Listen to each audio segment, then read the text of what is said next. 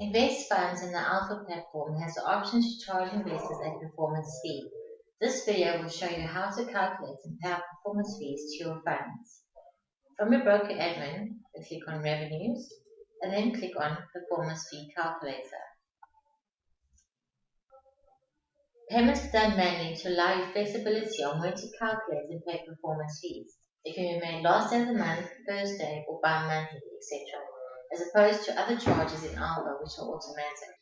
You can view the list of all your current active allocations on the list, as well as your profitable allocation where performance fee is owed. We can view commissions owed to funds who charge performance fees. If you want to pay out performance fees to all funds, click on the tick box here. If you do not want to pay out funds at the same time, you can either click on the checkbox on the left of the page next to each account or simply search account and click on Submit tab. Once you have selected an account to be paid, you will then click on Make Payment tab.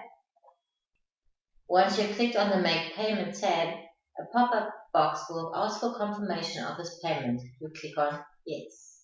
The revenue will now be available for the fund in his Alpha Fund dashboard where you can request a withdrawal from you of the revenue from his performance fee.